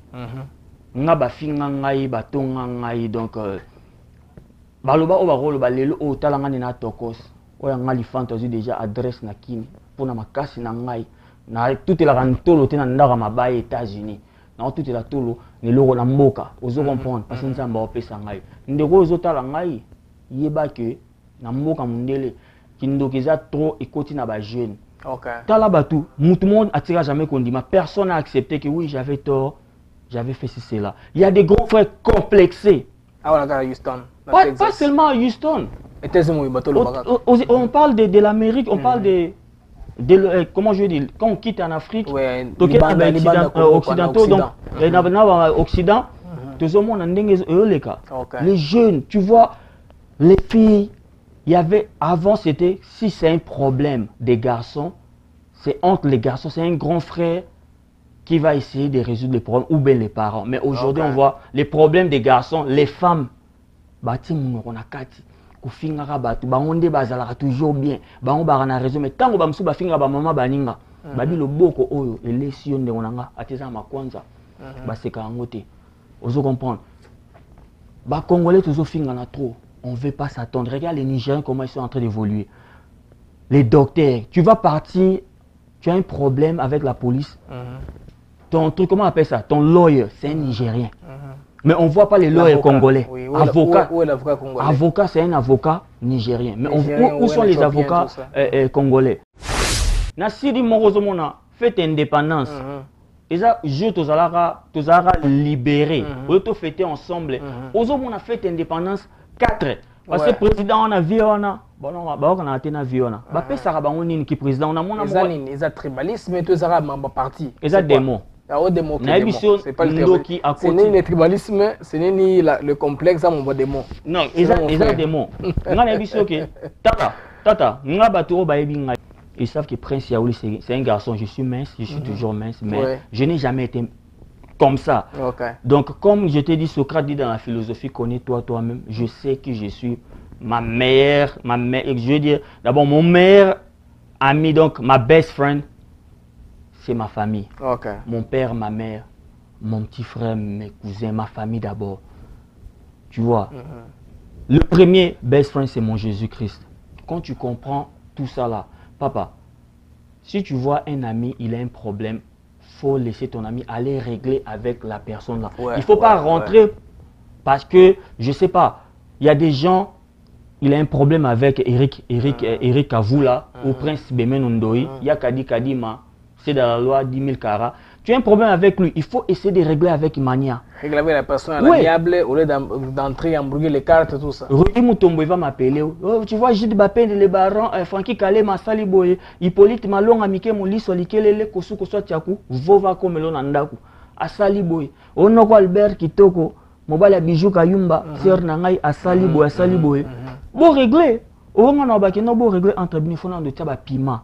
Toti que la bano ba jeden nini nde onangai ngana na problème na yo l'héritage la génération ngana na problème na yo na habité ezoko te pa ya mwana la Bible dit ndako oyo la porte qui est ouverte pour tout le monde c'est une maison quoi bénie. Bon comment ta maison qui reçoit tout moment comment ta maison sera bénie au moment où tu reçois les gens chez toi à la maison boire la boisson critiquer les gens autant la moutassa et le na TV bofandi lisangaka kotongaka mon frère je suis comment regarder artistes en retour hein je ça, suis il faut s'attendre à cela. Non on parle pas des artistes ici on parle maintenant de la communauté congolaise papa congolais mo ota rolo baki aza simple neti ana Bugadi awa masana kufeli papa atika Bugadi azwa velo ake na ngoba ke makolo arozwango même batu fo ba mona biso tout wa bata fier donc ce non nzamba pesioté ko tala baninga te oh ye ko somba ko na Facebook yego yezo lo boli makamwana na kinité ngana betela to luxe na États-Unis na bien ngote ngana zo lukana aider famille nanga na même na projet za ba msuba même na projeté na mboka otongo ye ka somba ngai na nanga mutatatami na jusika na tia mutu sili na zamba ndaka mabana betela ngoto lote na zela income tax na bendaka pona tortiser mutu moko boy moi je vis pas par la compétition on a l'accent mutu moko boy loko boy non j'ai pas ce temps là na temps ya Jeden ozomona mais loko ba congolais on a ina loba que il faut y avoir des gens qui ont des problèmes Popo Love, Ali Kaba, Ali Kabala, réglant on a yé, Ornella Maïmouna Mapotes, Zara Ange Saouna, réglant on a yé. Combien n'a été au banda batubakotelo parce que même na tongi héritier ya Woli, sa peau ne va pas quitter. Voilà, voilà. On doit savoir la seule personne qui nous bénit, c'est Dieu. Oui. Mabele Chaban, il a son problème, il n'a qu'à régler avec JP Mourouma. Mon pote Justin Mwamba, l'homme qui parle 43 langues, 6. Mon pote Guy Joël Chiosa à first class. Règle avec lui. Pourquoi tu vas venir me parler de ça et puis non, tu as commenté, je vais perdre ma bénédiction. Moi j'ai compris ça, papa. Je sais comment regarder l'heure. Je sais comment regarder le calendrier maintenant. Je sais maintenant c'est Dieu qui bénit. C'est pour cela je ne vais pas rentrer dans des problèmes. Quand je regarde le calendrier, ça veut dire, il fait quelle date, il fait quelle heure. J'ai quel âge, telle date, tout ça. Il y a des gens qui sont âgés que moi, mais ils discutent seulement pour la boisson, critiquer les petits. Prince Yao, il peut faire une bêtise. Le seul grand frère, je ne peux pas dire le seul, parce que moi qui Konzo m'appelle, forcément Konzo m'appelle. Et vient dans papi Joe Kale, vieux à bêta forme, tiens comme là, tababilamba, il y a batu babita à golf na kini, vieux à Kendaranchik, à Komaralisu, c'était pour na correction. Au commentaire pour un on a bakaité nini. On y bakaya na noté, bakaité là, la vie babé nga batanga conseil. Mais Prince Yao, il peut avoir un problème. Olé Mukolo appelle ça Toli Malam. Il préfère de mettre le truc, le sel dedans. Yo Mukolo, et sa vie à petit, à ban amitié. Au comme dans Mukolo, ça expiré, carré et vidé. Luka, ça le roman de Boulen Afrique. Au comme Kakulinga, Kotonga, ba famille à bateau chité pour na mouiller mon Nzambe, Mbata Nzambe Araboy. Il y a beaucoup de gens ici. Je te jure, papa, il y a la sorcellerie. Parce que moi, je n'ai pas vécu avec les amis comme ça. Au moins, mais yo moi mobile ezokota bana basi. Mamba bana basi. Yo vie mo ngombe ka kokota mamba bana basi. Yo vie mo complexé. Waouh. C'est la sorcellerie, je te dis, papa. Il y a les démons ici, ils sont rentrés. Si Prince Yao a son problème avec Michou Matondo, bon, lui, je n'ai jamais eu le problème, c'est mon jumeau. Ouais, Boloka Bongisa. Boloka Bongisa. Il faut qu'on ait quelque chose expliquer et pas Ndago Moroboy. Tu fandi to la masanga to tonga. Quand tu critiques les gens, est-ce que tu penses à la vie spirituelle de tes enfants? Parce que bana bazawana, yozoko tonga. Bisoton to okola, bama ba osola. Et longwa bakolo ba osolola. Mais yo fandi wana, moi si na yo kokota mamba batu kotonga ka, yo mobali moi si no kotonga ka batu. Ozo c'est pla, oza na bana, le bureautique bana na nini. C'est pour cela coup de chapeau à mes beaux-frères. Natanga nani, pasteur Wembo, Nazu Silva Boud Bouzombo, l'homme, je vais dire l'homme qui porte toujours les costumes sur mesure, Master Yasmine Ngoma Ballon d'Or. Voilà. Sœur Nanga Anita. 5 minutes pour terminer maintenant, on va conclure dans 5 minutes, oui. Sœur Nanga Anita, depuis qu'il est venu aux États-Unis, 10 ans, tu ne vas jamais attendre. Oh, Ani Yaweli Alobaraboy, Ani Yaweli Asaraboy. Pourquoi? C'est l'éducation de son Dieu, ses parents, l'école, et puis de son mari Silva Boud Bouzombo. Tu ne vas jamais attendre Ani Yaweli Alobaraboy. Sœur Nanga José Chabani, respect. Pour la mobile, il y a respect. Mais bah, c'est comme si on a kaka kotonga, il y a muke ngana ebison de onanga, so ngana memelo li solo ya mutu. Ki mangai. Na obep sa bénédiction na yo. C'est la bonne chose à faire. To umeli na mboka o ezo changer to zolo banini, ki ezo progresser na nini. Wana tamsu na boule mon Afrique té, elo moza ntana na Afrique té. Kaka kotonga ka baninga. Photo ki ma izana bandoki. Donc pour nanga mutu tout ya kotonga, comme on est 666. Ngai dosomoni ndeko nanga ola nanga magaspoon oyo kangai fiston le mola ça avec Prince Yaweli fiston le mola talanga soka mutu mo bazo tonga aya zo tonga zo beta lisola mutu yeba mutu wana 666 yaba elema ya diable ba epo baby sa bénédiction nzamba opesa yo ba ndeko nanga basi nyonso boyo kanga masona mo so azan problème a gérer na mastani soki azo tonga epa na yo ay bomalo bénédiction talana ozo progresser ndingo lingité pourquoi? Parce que Moutazo est là-haut, Mamaramoto, Tonga Baninga. Karine Yaweli, Madame États-Unis, Annie Yaweli, la pêche Mbote, la pêche Batnus Mbote. Eh bien, Prince Yaweli, nous sommes en train de parler de la communauté congolaise. Ta musique telle qu'elle est sortie, elle avait beaucoup de succès, elle est très suivie dans ma communauté Belé, voire même Nabantiyé, Jamaïcain, tout ça. Donc, musique, c'est pas seulement le Congo. Mais dis-moi un peu une chose. Réception, il y a le public congolais de Houston par rapport à. Il y a œuvre Nini. Bon, nde balobaka ke non eza mutu nyonso akolinga mutu nyonso te eza na bao basepelaki nango na bao mpe basepeli nango te eza na bagrand artiste mosusu lokola bape ya sona Michael Jackson mutu azalaki na bafiki na pale me lelo aza susu te asala babiloko ya minene mutu tu asepelaki nango te omoni donc ntango osala eloko no oyo olingi kosala teke po mutuka befo alingo be Hippolyte Malonga Mike Moliso likelele alinga kaka ou bien bienvenue Lusangi alinga ngo Gladi Basilo alinga ngo c'est pas obligé ils na ba o ba sepele nango na ba o ba encourager ka ba sepela eloko muta osala bazana bango et bien puis après na ba o pe ba sepela raté donc il faut ba que na vie ils na mutu ro linga ote donc ils ont o sepela eloko osala na oyo sepelate mais milinga na yo moko moni tango milingi eloko na osala yango ebaki tango na oselo musiba ofinga ba parents na ngai musiba ofinga ngai donc il faut s'attendre na nyoso mais ezana batu ba sepele nango na sali ba production belé aux États-Unis ba Noro Blaze Intelima ba invitanga na beta ba JR Kuba ba betisa ngai donc na beta ba bisike belé na pesika masana ngai Jeremy Zele mbote na musika quoi ouais botan comment kisika wana réception ya batune bayamba ki tout ça beaucoup de milieu tout ça c'était comment un peu explique-nous un peu le début quand je suis venu aux États-Unis quand je suis arrivé aux États-Unis bolingo wana ya monta comme sika tout ça ils vont te montrer l'amour na lango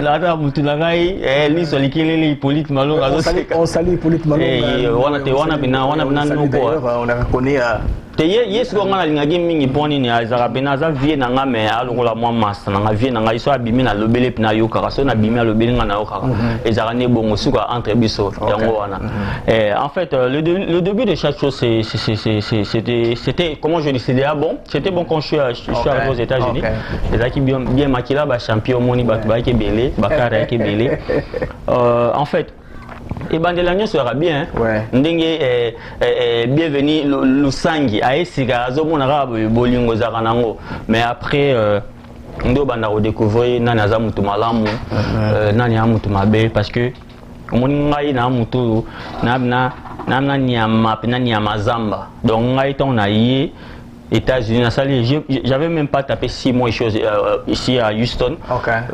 J'avais trouvé un boulot. Mon boulot, les gens connaissent le nom du boulot, on appelle ça GSC. C'est un boulot, c'est comme l'esclavagisme. Donc, mon délai temps à foutre bien, c'est que ça, on m'a cassé. Donc, on a ça là boulot, on a. Peut-être que la famille, c'est raté. Ça a raté. Donc, l'esclavagisme, en quelque sorte. Au moins, on a découvert que na bolingo ya bato solo. Tant on a longo Houston à Zamba. Au moins, tant on a yé bandero ba kebele. Au moins, on tenir ça lingio mais tant on a ké na Zamba.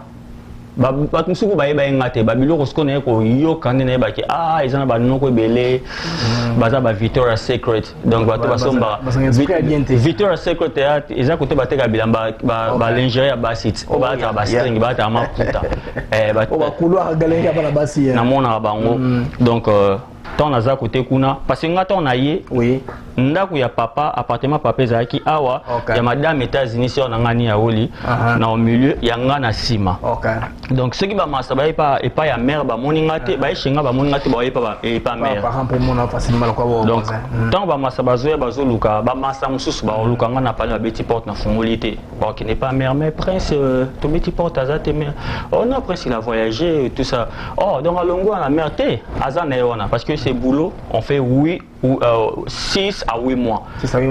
Quand il commence à neiger, on rentre à Houston. Donc tout ça à Libanda.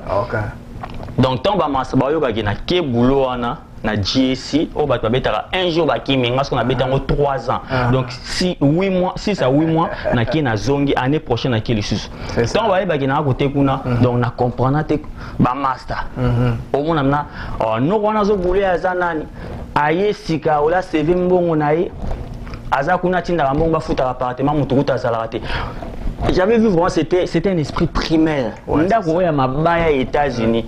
Ba africain bazana ba ndako brique belé na Kisasa. oyo ki babetela yango tolo te mais toye awa mabaya wana mondela comprendre que par rapport à baneige na batu ndatanga mabaya non ebongo na nini ebongo na mondela zakenda mbongo tanda kwa brique ebongo na poto wa sei misa marate na nini Europe kuna moi je pense manda kuna ta États-Unis Canada c'est par rapport à environnement mondela non pourquoi na lobby na sens wana parce que comment yo ngana na yambongo nanga non ça boulot nanga appartement na otinda mutafanda raté comment yo esala yo obanda ko luka oboma ngai oh yi azakuna na zamba mutafanda raté na ndaku afuta appartement pourquoi nka olanda vie nanga neti bat musoko otuna e prince ya ola beto maso na ngai donc muto ayebinga ana Houston ebele bazate pour nazaka art na na zamba tous allons libanda c'est ça ils image mon gars péjoratif mutalinga Houston faites attention prince Saoul est au courant il est informé na banga na bango te parce que il est informé vous écoute quoi donc bazolo baki oh mathématiques c'est une science science exacte mutaza science exacte à Jésus nangai parce que mathématiques ba ça biso ne surtout une équation du second degré balobi delta la formule est delta égale b carré moins 4ac ce qui nous donne x1 x2 moins b plus ou moins radical de delta sur DESA mais mutu mo ko pas changer ngo on a zonga sur mathématiques te pas la sapi na tanga te exact c'est temps on va lox to na ba nini to sala tout et ngolo ba ke to tanga te benini c'est ça donc faut pas juger par l'apparence quoi yango wana ozomona donc ngam ramona ndango te ndeko na ngai na vivre na temps ya algèbre ndé na algèbre ba ici sur le haut flèche à les avoir accompagner la flèche de retour donc ça que mes parents ils se sont occupés de moi ba s'occuper nanga c'est maintenant mon temps de m'occuper de mes parents. Donc, j'ai pas le temps d'écouter les gens. Oh, bazar, fani na groupe. Oh, qui vient là, oh, qui petit na hippo, oh, qui petit na prince et là lobby. Etalingaité. Etalingaïbiso. On a numéro na luka ngato beta kati. Là, from US, oh, ça prince et all en direct. Donc, on a 4 benza. Il y a un plateau, en tout cas, Azo Panza, vérité, pour les, en tout cas, tout à fait vrai. En tout cas, pourquoi c'est regrettable de remarquer que la jalousie est en train de battre le plein aux États-Unis. Et aux naissances, ils supportent même les gens en Afrique. Et puis, ce qui est aussi grave, la plupart de ces Congolais là-bas, dans l'église, qui sont plus nombreux ici, ouais, bah, Congolais, on a Houston. Mais comment se fait-il que les jalousies continuent à cause là?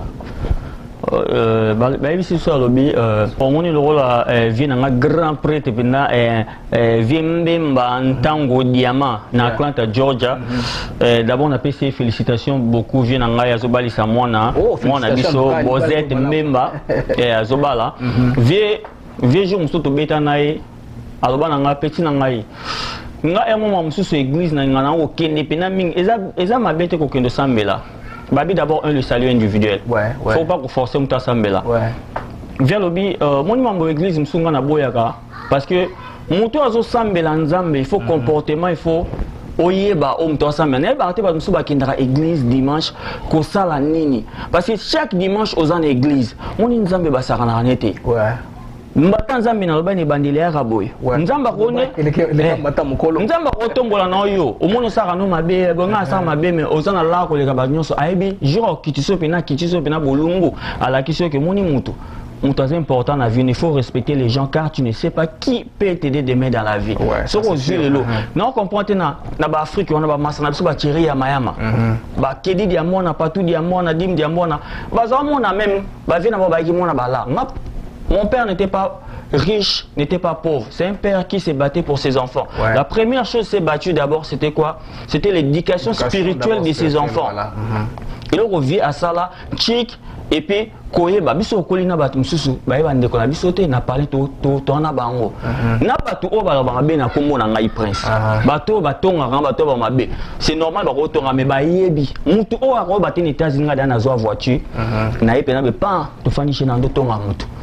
Ceux qui baillent biso qui prince a beta nana tana luka jini webi mina pele lifanto nanga mon côté mina pele père nanga bato okende bato ni webi Faustin Mokonzi si je connais Faustin Mokonzi c'est tout Faustin Mokonzi melanga la nde ko congolais mukata bato ni mona nyosute je vais te raconter une histoire pour finir.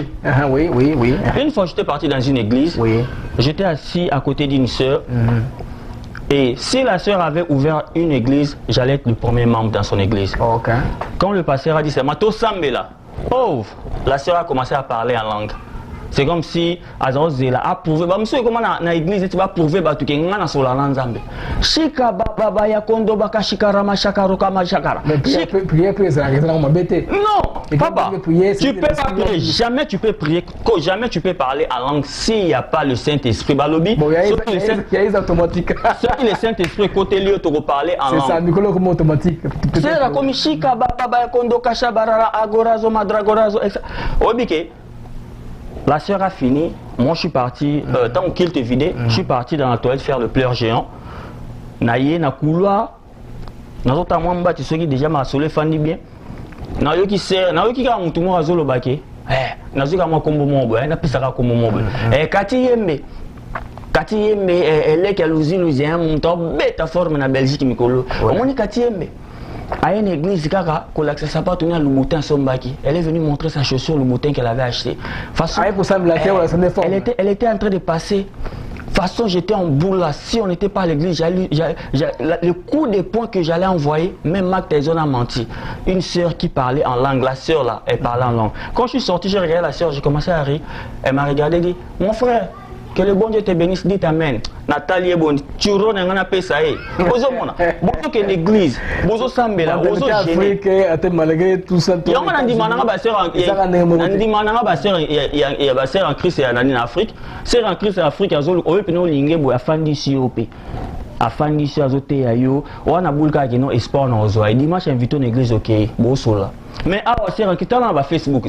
Pour mon qui au monde a serré à Kolkata yeba nini ko finga ka ba tu sais en Christ sambela nzambe kaka kotala ba via ba na Facebook oh yeah kaka boy OK c'est que ba tout mon principal garçon et l'autre côté est-ce que tant ozo finga ozo ba pe que non abeteli l'enfant ne mo lo mona kin nga na zo loba lo ko ko nzembu na monanga parce que bénédiction nzambe c'est trop chaude quand Dieu te bénit tu sais combien de gens sacrifient leur corps à cause des habits que ateka komi muta ya monde musupona bilamba oke akenda poto salisaka mama te kandaku ateka parcelle po yo ki ne poto yo ki komi no saper o ça ba parenté mais o nga ba parent tokos moi ça va de $15,000 nazo ça ba parent na ngai nga na ya compétition na mbogo te na luka kina somba po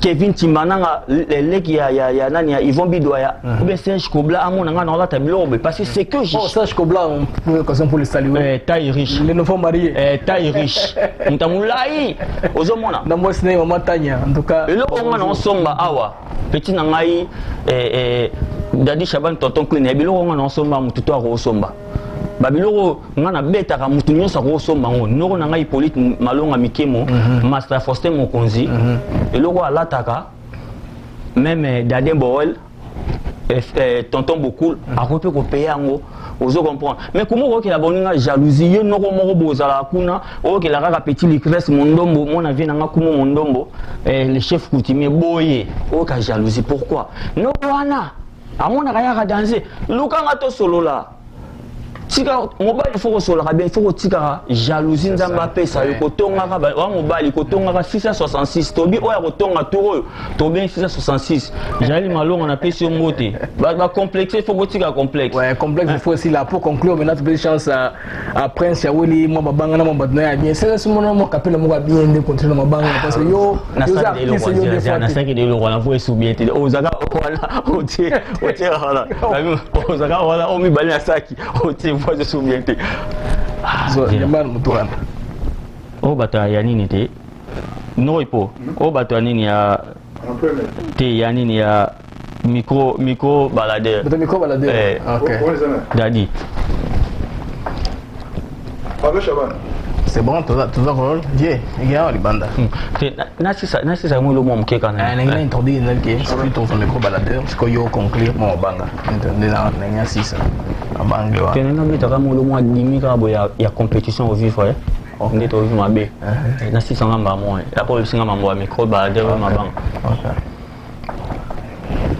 ouais on y va ya lo bati okati solo anglais kuna ndani na Kenya Naloba bon ils ont le rôle à bateau balingo tala la vie à bateau au monde jamais ba roloba problème à Franklin Chabani. Le bas Franklin Chabani. Voilà. Ici, individu. Kolobate famille Chabani. Parce que le vieux TS, Thomas Chabani, au niveau où on a été. Maramouya, il y a Princesse Mwanza, ou bien Kati Mwanza, sur le bas Kati Mwanza. Kolobate famille Mwanza, famille Bouzombo, ou bien famille, je sais pas, Casa di Loboko. Parce que papa, on a tout un niveau mon côté. Moi et papa Dave Mwanza, on n'a pas le même niveau. Jusqu'à ce que Jésus-Christ va venir, on ne va pas avoir le même niveau. Biloro papa n'a pas venu, on a sali en côté. Donc, n'engue papa Dave Mwanza linganga, a romo na fête pena boyer, après ça va bisou. Eh prince Boni, ils ont pas bénédiction. Quand j'ai un problème avec sa fille ou son fils, non kende luka papa. Na so papa ou bien maman nalinga kute maman nanga na sabatu mishi matondo mona benga ya na okai bonga be moni na banaliser ngo parce nga bilo na lukakati na obule na bende bo na sala bo na makata maman wana te donc so on a problème na mutu dans ces familles Chabani Chabani family individuel loba Franklin Chabani autant ozoba Thomas Chabani ozana niveau na papa Chabani te mutu aza famille Mouto azo ba famille Chabani, le mouto aza likolo, il a papa Chabani, Thomas Chabani. Papa Dave, moi, il faut tout respecter papa on a. Botikara, combo ya batu. Tolobi déjà papa Dave Mwanza, papa Thomas Chabani.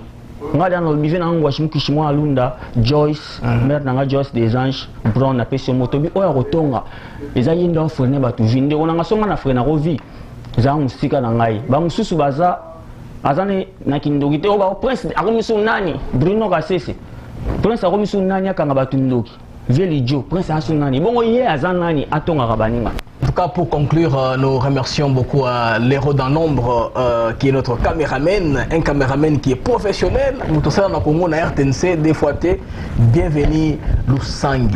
Donc, nous sommes venus, bienvenue d'abord aux États-Unis à Houston. Je remercie aussi Paulette Malonga et toute mon équipe technique pour Bakonsen Abino. Rafindi, nous les patrons à Boston, des Congo Promo. Prince, moi, bonjour, tout ça, on doit tous se séparer. On a eu 2-3 personnes. Le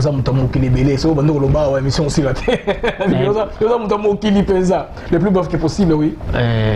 Na pesika vieux boula. Il veut badi banga. Il y a Charlie Kabou, il y a Dodé Mawangi Lumeka, Adengili Mongo, Mongo. Na pesika rini ya wuli madame États-Unis, ani ya wuli mbote. Ndeka tolobi, Sœur Bijou Kayumba, tolobi ki ba o ba rotonga sikoyo. Tobenga ba 66 parce que baza bato bazo freiner bato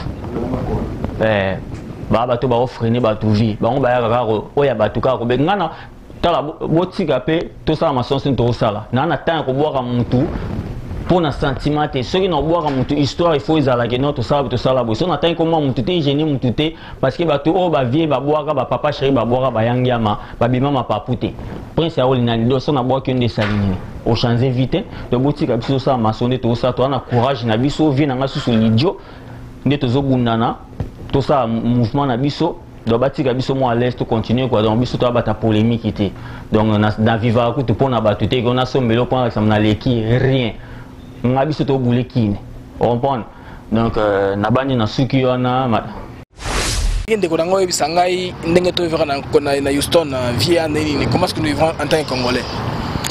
En tant que Congolais, pour Nanga, Dadi Chabani, Papa Drum, et Tonton Clint, piano.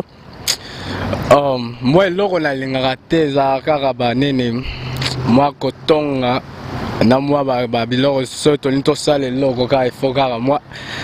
Yazana combien photo chat, il faut yacha, Ndeonga, l'ingaraté, pour Nanga.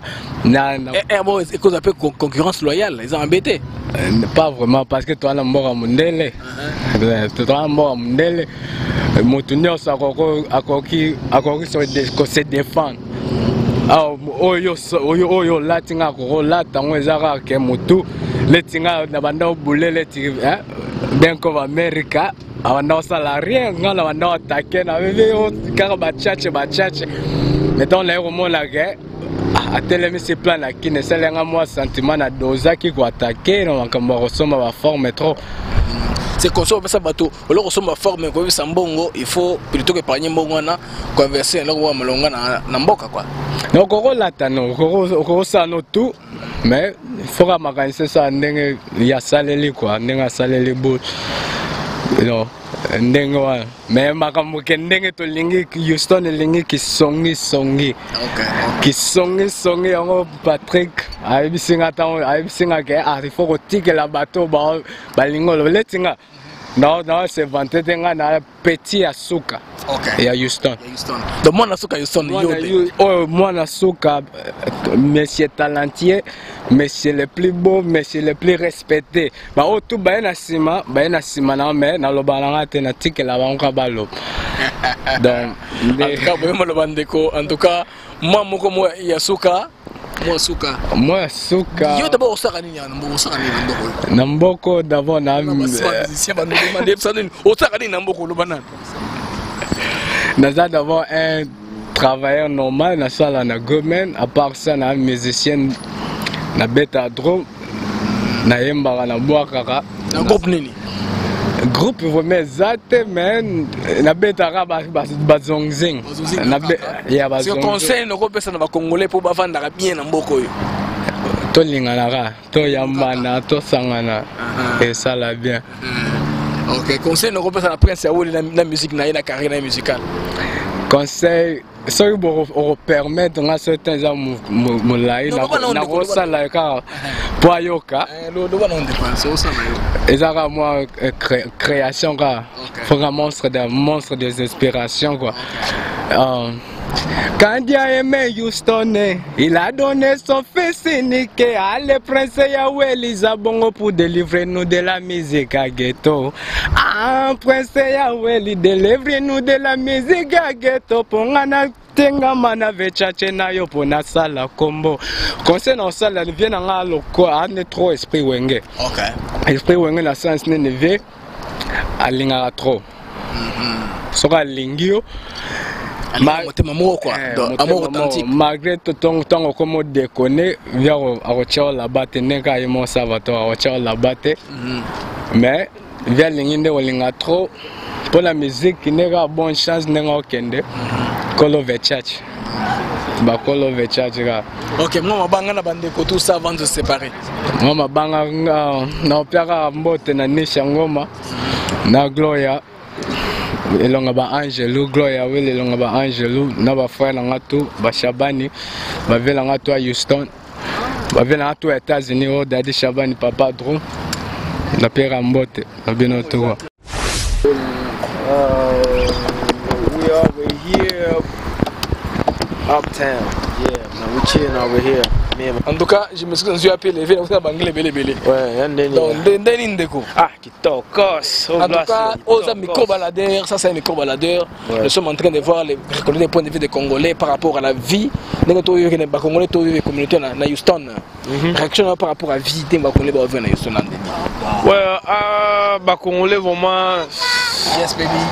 Donc toko sate quoi. Toko sate to vivre ma bé. OK, Ndeni ma bé dans le sens que amour yate. Netinga ndo monanga. OK. Na za victime. Yani. Dans ma ramna ngina ebisao. Que to vivre ma bé. To vivre ma bé Ndeni. Donc yo na oki o mina mboko biso 15 na mboko. 15 ans, ce 15 ans ce qu'on a salia. Bon. 15 ans yo vivra des vieux à la mais so to continue ci tota na vie nde biso ba Congolais to vivre la kata Houston. OK. Ya ne ngai ona bana na ba Congo wana nde na yebela ngo na Kinshasa nde yanga mama la kisanga ya bongote. OK. Po lelo neza na kuta na frère na Blaise. Blaise nenga kuna zawo nde to abuna donc to ko supporter ba faire au sala net na film ngai. Muke match we buy panzani kutu donc et on m'a ye muke match wana alon wash et to mona yenne nga yaga ata to mona yonne ngo yaga mon comme si ko nga okoma où est le mal donc Congolais alingi Congolais même na ba société mususu ngana victime ba affaire na ebsao ngata compagnie ngana ebso vérité donc bandeko na ngai donc bato libanda ba barenga bandeko na nga propre ba congolais bango pe po ba sala moi po ba telemela ta malgré ba moi bere to za on a vie basali ni bache songi po longolo musala to basali songi donc songi na vie na nga personnel quoi. Donc on prend ya ngwana na lo ba non ba congolais to lingani te on va nzambe so ka pesa so grâce à la bamboko yo photo yo ba grandeur na e on a sali 15 ans États-Unis. Donc tout le monde a simana bin simananga les en vie na nga zabongo ya simananga vous comprenez mais ya zabongo mais ya simananga donc biso ne ba kolo Houston tant to ya ka mutazaka te na 2000 on a na komone nani président liboso komone nani o to utaka nani Bill Clinton dans un long mois. Donc, les lorsque tu remets belé, George Bush, donc, mambo na mambo, shida na shida. Donc, mambo na mambo, shida na shida. Donc, toi la bomoko, nous avons sur la salle qui a tout na zabongo, Léon a coûté na blaze, na coûté na bavie belé. Donc, ngana petit bayaya et belé, puis na yaya balé et belé. Vous comprenez? Donc, les Congolais qui sangana, jalousie, et ça on a tinate. Complexe, et on a tinate. Kotonga, et vous foutez l'onda côté. Vous comprenez? Et ça la, et ça le tonga, kotonga mikola comme on le bani, qu'on a fait qui vient dans un bon tala. Quoi l'igno loba, tira loba, mais n'attends on la moira qui est boulot.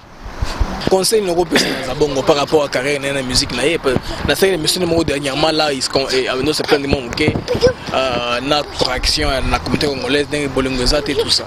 Yo par rapport à ça tu dis quoi? Zabongo déjà un amunangai tozara nae Jeden pour téléphone tonae donc tu ala nae États-Unis. Il n'a pas regardé l'homme on a vivé.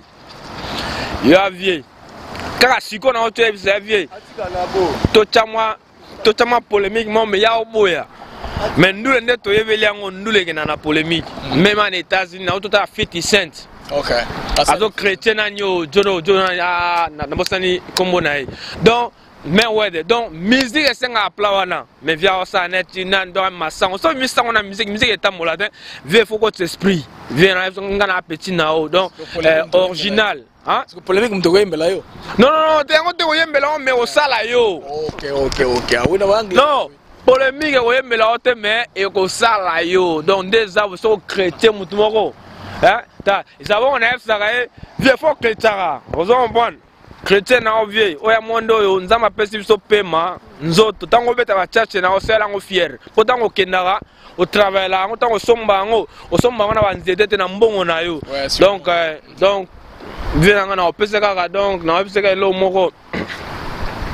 à garder image ya wana ya zabongo wana esprit ndule mani donc bien mwana mboka vous comprenez ata beti na couper décalé maeba reska uta ngana tango toujours vieux wa mwana Congo malgré ce Côte d'Ivoire nini non wa congolais.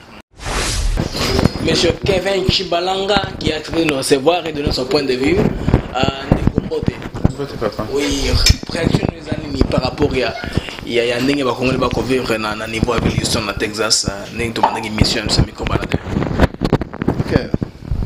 Point de vue na mpona ba Congolais bazovivre libanda eza masolo ebele mais boyokani ezalaka nango mais mo pe ezalaka nango te eza nango ndenge bato bavivaka quoi. Yeah, donc touti biso na kati ya Congo toyebi réalité ya Congo mais tant toyebi mpe libanda donc vie au bato azomene libanda eza oyo baza komene na kati te quoi donc makambo nyonso eza changement de fréquence à libanda disons mon sens wana. C'est conseil le groupe ça bateau balenga koyokana te songi kotongana parce que moi j'ai l'impression na bateau na interviewer avant yo plein de bazela nango yango wana je ne sais pas si pas na yo le kamoga bongo komela nonte et puis ce komela yo conseil ni kopesa pour nga disons songi na milieu ba congolais on attire na biso quoi bandi le loté peso to kiti na kati ya pays ku te dimina par rapport à aux banda au pays donc bato basi batimbela makambo donc mutuna moto akipaka ya ye mais siko libanda ekoma lokola bachange lango suna méthode emati baniveau donc eza ndenge mosusu quoi na sens wana ya libanda vraiment donc poto nyonso ya ndenge moko tokoyebisanga te ke oyo eza europe oyo eza amérique poto nyonso ya ndenge moko donc ya poto ekomi na badimension mosusu comme je peux dire emati badimension donc eza so na badimension toyebelaka na afrique te. Eh bien là, from the US, on continue toujours comme un micro-baladeur. Je rencontre un autre Congolais avec qui je peux vraiment intervenir. De quoi ce groupe, c'est comment on a eu? Comment on a Imani Mitima. Imani Mitima, ok. En tout cas, tout le monde a un sujet, nous avons un micro-baladeur, comme nous avons fait passer. Nous avons parlé par rapport à la communauté congolaise. La communauté congolaise, ils sont autres vents de Nini. Est-ce que vous avez des Maramala Mozali? La communauté Nabiso. Réellement, malamu eza poko te yo moko ebimbongo eza me bolingo ndeza te. Ah bolingo eza te. Expliquez dans le dépôt. Ko mutu na mutu alinga sala makambo na moko quoi. En tant que est-ce que ça m'a besoin qu'on alinga sala makambo na moko sans que ça qui n'a impliqué yo. Te omoni oui quand même mutu azala makambo na privé mais moko pe faut neti ke congolais tozala tosanga totala liboso to ko edena nini to ko salisa na nini. OK. Mais côté batu ebele penza wa budaka biloko wana to comprendre te pona. Ok, les Camerounais n'ont tout na série d'émissions dernièrement na Prince Yaweli. Ils ont pris un point de vue moi qui par rapport à Nengue bato ba ko vendre bien na communauté congolaise. Et puis par rapport à la musique na yé conseil no ko pesa yé. La musique na yé. En tout cas, Prince il faut muto ko pesa effort quoi pour asala ka makasi. OK. So mon penza mobali net Prince donc à travers makasi. To webise ka continuer nzambe osungai. Bisope to ko la kasi manai. En tout cas, on remercie pour le point de vue nayo. Pesama mbote na bandeko po nous sommes sur Congo Promo. Donc si to ya makasi to cartonné mikolo bala nango monde entier. Alors pesa mbote makasi pas petit nanga Dadi Shabani. OK. Yemo kwa ebi ami intime en tant que petit frère. Héritier Yaweli, Prince Yaweli, petit nanga Mabele. OK. Franklin Shabani. OK. Pierre Vieux. Donc basé belé quoi. Na ko silisa te ba on atangi ba kombote. Ba yo kana pese mango nyoso mbote. OK. En tout cas merci Ndeko. De rien. OK.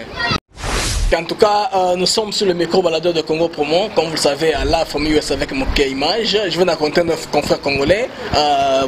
Ndeko, bonjour. Bonjour papa. En tout cas, on peut se présenter. Comme on Guy Joël, chez Wissa. Ok, monsieur Guy Joël, si je vous principalement awa, il y a vie dans la communauté congolaise à Houston. Pour nous, comment est-ce que les Congolais vivent ici? Bon, de manière générale, tous vivent quand la communauté vivent dans la France, dans la Belgique. Un peu moi culture il y a mboka plus culture na busomoro ba congolais net moi culture américaine. Donc il y a comme toute chose dans la vie ba bon côté na communauté na ba mauvais côté pe ezali na ndenge par exemple il y a ba bon côté na omona que moi dynamisme ezali na niveau à communauté toi chômage est presque nul, tout le monde travaille. C'est déjà une très bonne chose. Et puis, à part ça, moi, honnête qui est pas trop positive, honnête qui est tout le temps en moka, bon, moi manque d'amour des fois, moi peut-être jalousie mal placée qui existe dans la communauté, mais c'est juste au fait de manière générale, et puis de manière générale les Arabes que Bolingonde est à moi assez mouqué par rapport à d'autres communautés que j'ai pu visiter dans ma vie. Mais sinon, à part ça, bon, il n'y a pas trop à se plaindre de la communauté congolaise en général. En tout cas, merci à tous les Suzanne Kambarobakisa. Bon, ngai na souhaité kaka soki opportunité pesami na bakonzi mboka.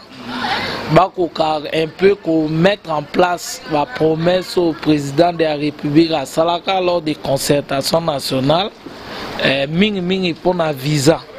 Biso bato d'origine congolaise. Nous sommes congolais de cœur, mais peut-être passeport na biso zolo ba nationalité mususu. Mais tout a besoin implantation, soit mise en vigueur, il y a décision à Koloba que bateau d'origine congolaise. Bafouta sous visate et puis makambo douane parce qu'il s'est fait que des fois aux ana mutukawa au sombi mutuka peut-être $15,000 mais dans l'Afrique Afrique kuna bako taux d'imposition peut-être il y a $20,000 which really don't make sense dans le sens où pour tanto tina biloko et sungamok donc c'est pas qui ko aider biso na nenge que moi douane wana bataille la biso et ça facile et faciliter moi bah échange commerciaux et puis réduire le taux de chômage parce que chacun d'entre nous ici s'occupe au moins d'une personne au pays ou peut-être d'une famille ou peut-être de plusieurs personnes. Donc il a moins bien ce qui permettre biso moi taux de douane à la réduire et puis moi célérité na nenga ko dédouaner la marchandise et au sale ça biso makasi. Ndeko yimba musique qui est un artiste congolais Prince Yaweli. Consigne qu'on peut pour la carrière musicale. Bon, Prince Yaweli, c'est un artiste que je connais, que j'ai connu depuis la Côte d'Ivoire.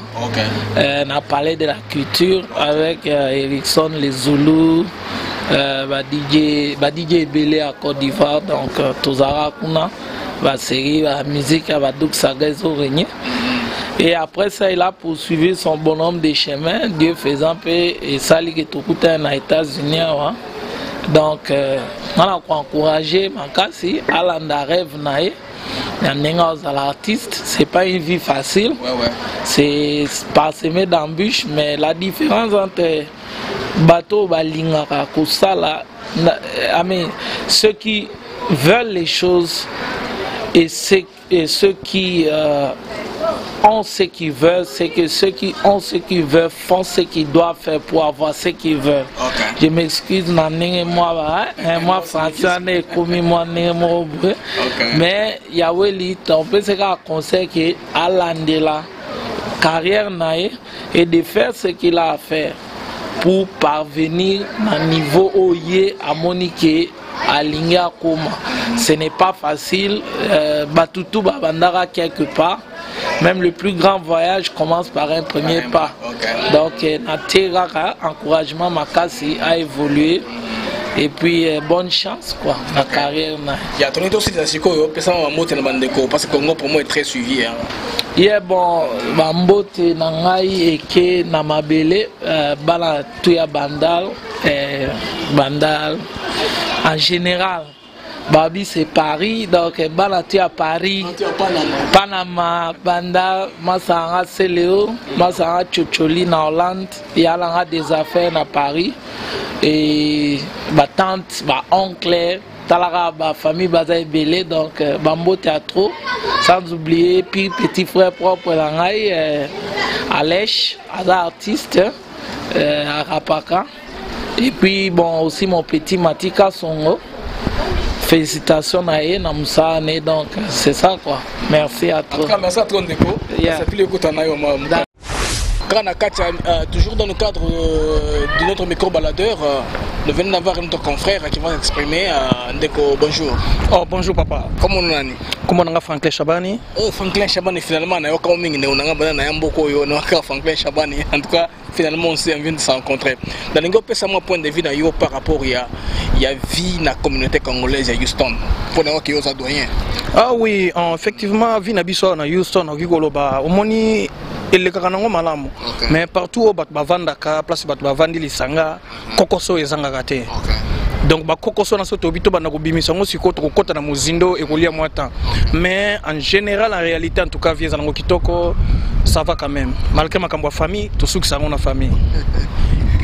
Conseil nous couper ça ba regarder ba ko semer toujours la confusion de la communauté pour nous qui moi confusion pays ya mokezali bateau na zo qui avant yo nde wa ponde yo soleva qui conseil nous couper ça bango. Ouais, effectivement ndenge kana lobaki bandeli kokoso ezanga kate conseil kaka na kopesa bango bazala matoi milaite le kamutute États-Unis za munene voilà ceux qui bachango na mukongo bakozinda bala na prince ya World Bank of America les abongo aya amemi malembe na mukili ye wana za kokende malembe lobi pe bokomona balanda Effectivement, comme toi, le Kamba Prince, conseil, nous peut par rapport à la carrière musicale, dans le solo à Gotoy. En tout cas, Prince Yaweli, c'est un garçon à féliciter. Depuis Baya, effectivement, na mona ebena koya na ye, na rythme o yepe ya mema ya musique pa ye nango mingi na carrière o ende na zomona azana vie moko mulai. Conseil na ko pesa ye kaka alanda ba musique o batu mususu balingi ko beta beta te mikolo atikala na rythme ya musique o ye aza ko beta. Alors on peut se conseil wana makasi alanda musique oyo ye azali ko beta. Donc asala na rythme na ye wana po c'est ça les abongo. OK. Yango wana ezali ye. Conseil na ko pesa kaka wana atikala za bongo. Ok, je pense que conseil, hein.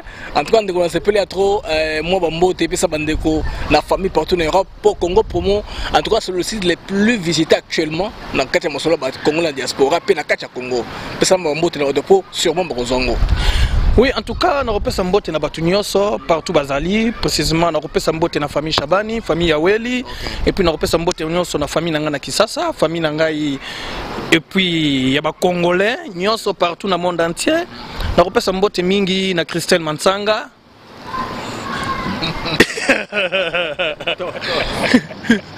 Olandi te wana mutema na boye za la boye comprendre signe wana po batu mususu bakolinga abeti yo na tatou akomi kombo na te komanga na mutema te papa c'est ça Prince Yawel Bank of America. OK. Toujours dans le cadre de la micro-baladeur dans un monde de congolais avec qui tu là une ou deux choses. Bonjour. Bonjour. Yes, comment on en est? Ah bon, comment on a Papi Shabani Chabé. Ok. Oh, Papi Shabani, ok. Dans les gens, tout à propos, il y a une communauté congolaise à Houston, il y a tout ça. Est-ce que vous avez un par rapport à Nengba? Bon, Congolais. Donc on a une communauté congolaise à Houston, à Penza. Ils ont donc ils en ont bien été. Ils allaient bien mais ils ont bien été. C'est long. C'est quoi le problème? Le problème c'est que bandi maramutute. OK. Vous comprenez bandi maramutute. La personne après fallait que moko exemple que moko. Prince Yaweli. Pour nga bien que Prince Yaweli na pesa ba salaire mais c'est gaza penda donc danger. OK. Il penda vous comprenez? Prince Yaweli nga bien que mwana roi. Mwana roi, c'est ça. Vous comprenez? Bandi magaite. Petite sœur Sandra Maurice bandi magaite. Vous comprenez? Jalousie déjà, ils sont pensés à belé. Mais pendant qu'on soit tenté, non, ils sont moko. Comprendre Prince Yaweli. Moi na roi sali loko moko lobi que oui, Massoua. Comprendre? Histoire à Noé, Massoua. Boya. Vous comprenez qu'on a boya Prince Yaweli moi na roi lobi boya. C'est que t'as pas connu. Comment tu t'as pas connu totonga. C'est pour nayo li kamone ici il faut quoi solution pour bonne. Pour na comme ici là il faut faire Massoua. Bakoto na Massoua ensemble ndé. Moi na roi si quoi lobi que soko so la qui bien tse za marathon buzoba. Vous comprenez? Massoua donc kangami donc qui soke kangama avec kangama boya. Avec kangama na kangami te mais ndeko nanga na biso kaka Houston. Bolingo za tozala bande ko ebele. Balo bandé jalousie de style. OK. Ba casser des jalousies selon a Papi Shabani Chabé mbala j'ai tout et donc ba casser des jalousies. Donc Landi Shabani pour lui c'est la jalousie qui est en train de battre le plein.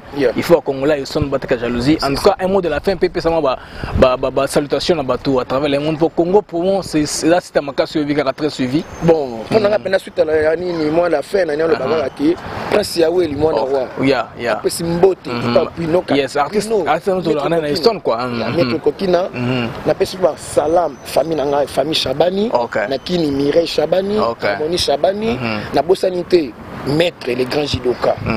Prince Shabani. Na Houston na pesi ba salam ba petit nanga Dadi Shabani, MS c'est nanga José na ngengi famille Yaweli héritier Mokari ya Karim. Yazo maman na Juju. Bossa na mine konanga komba maman na Juju.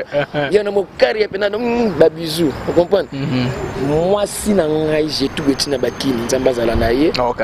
Vous comprenez? C'est faux. Tu na kote na basata mibale. OK. Na moni pona tana basaka mibale. Pour le maté. Na basaka mibale. Na baptiste comédien. OK. C'est faux. Ne tamboli. Ne lobeli. Ne sekeli. Mamou national. Ma Marlette, il y a dans ça, Juju. OK. Babouiboui. Ma forme tourne quoi? Il y a Juju. Babouiboui. Qui c'est Motalimbo? Sophie Spaghetti. bazana bino mamu Jenny mamu Arlette nzamba pambola bino surtout Prince Yaweli na bakaka ko alanda jalousie akende liboso comprendre akende liboso toza simanayo inchallah. Ok, micro baladeur à Congo Promo TV, comme vous le savez là, from US avec Mouké Maj. En tout cas, on a mon bande de Moussoussou. On a également finalement rapport pour discuter par rapport à la vie dans la communauté congolaise. Bande de beaucoup se bandel 1 à 1, tout le monde est vieux. Ngai comme na JP Moruma kwa gusa. Ok, et puis ndeko. On a Doudou le portugais. Ah, Doudou le portugais, na vieux Moruma. Na minute na niaye ba moi est-ce que bolingo za na kati ya communauté congolaise ya Houston ndengwino baba doya mboko vraiment bo vivre na bien on na nini bolingo za mais batamite ma bebe baza bazanga ngote bazanga te baza OK pona ngai nde na lobeleza yango wana nde depuis na sali mo batam ebela 10 ans na bolingo za OK et puis batamite ma bebe baza ebele OK donc balingi te bato progresser c'est ça OK ndeko le portugais. Bon, premièrement, question tournée, bon, on va répondre à 100%. Ok. On a Bella Houston, en tout cas, on a Mpaya. Ok. On a Madrid. Madrid. Donc, on a Madrid, en Europe. Madrid. Et puis, on a New York. Ok. Donc, premièrement, question tournée, on va répondre à 100%. Ok. Mais, il dit qu'il y a un coup de Bakulutu. akuti bakonza mabele selon ngani na moni ke na ebite pona za mpaya mais selon ngani na moni ti moi inyoza OK selon ngani na moni ti moi inyoza ali pona kuti bampaka amona kuti bala mai amona kademe zali na ko répondre na ti ke pala ngani na moni ti moi inyo ezali wana basinya malamu mouvement vie moruma na question msemi bali za totona artiste na biso moko ya Houston Prince Yaweli et là on ne par rapport à carrière musicale te pesa za artiste mo munene tout gaba tanga et parmi les artistes congolais il y a minene OK Prince sala masolo kitoko awa a sepel samboka on a niveau tout on ngande na temps on a ebie ba 10 ans passés donc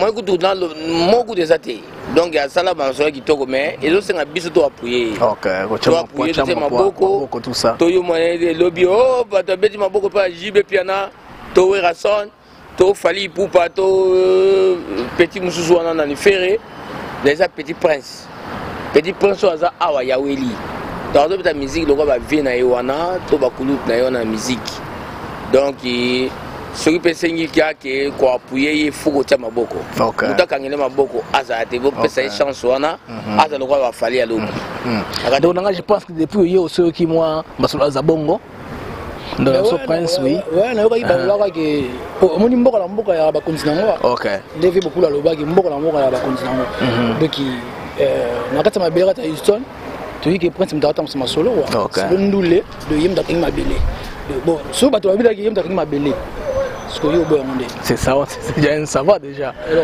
En tout cas, mon facilitation à Bandeko Patel, Congo Promo, c'est la plus grande chaîne à mon monde internet. Aux autres cartonnés dans mon moyo. Pour ma vie, on a tellement belé chez l'ango, les autres déjà, ils ont un bon bien.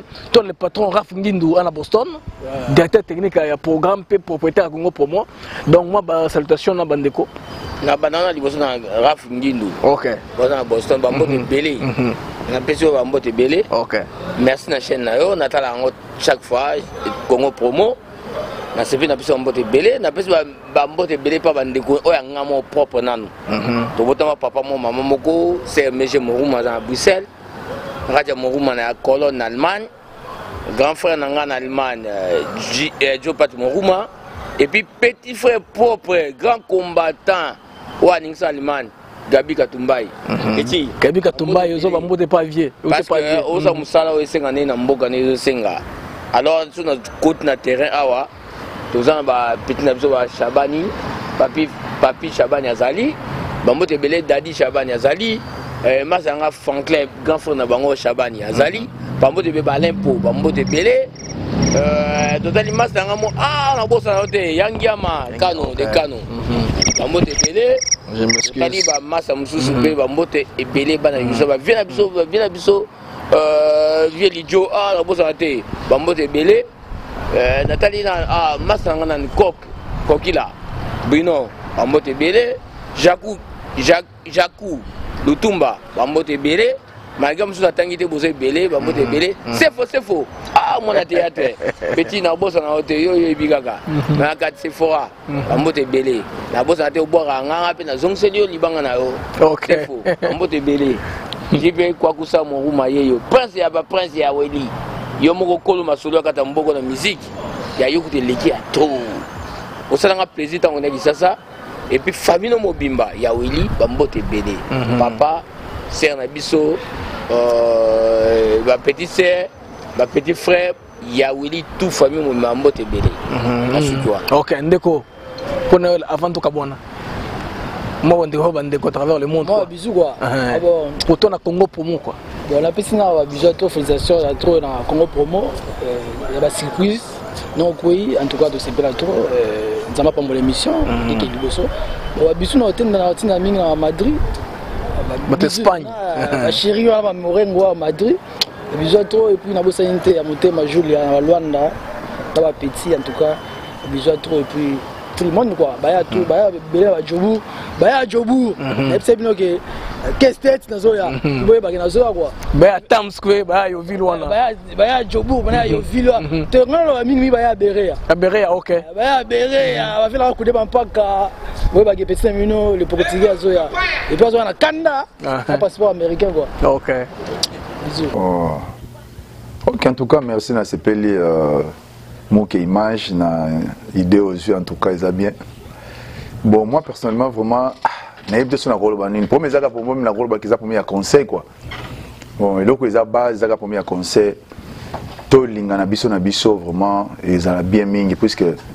Ceux qui ont bandit ko beta na ba 7 biso na biso eza malamu te amoni ba yana ba tebele ba yoka lingala te mais bazo zo lingala wana bazo kende ko tuna batu est-ce ba lobi nini yana ba yoka français te mais bazo kende ko luka ba interprète ba tia en anglais ba lobi nini to bazo mona keno biso moko premièrement ba congolais to lingani te ça personne bazo mona mais normalement en tout cas faut to lingana to samela manzambe keno nzamba sunga biso vraiment to zala vraiment uni quoi Tous à la vraiment ini soué n'anga meza qui to lingana vraiment soué n'anga meza qui to lingana puisque et puis peut arriver parfois moutuma ko ya pas na yo et puis c'est que non muki image oui que bazo linga vraiment makamozo salate ah bazo linga te ndenge nini o note ah na yo ke bazo loba mabe po na yo ta muté ko loba mabe ya muté pa na yo faut la sage et puis muté biso mabe ya moto mutatongi ba fingi yo kaka le même moto nga yebiso so non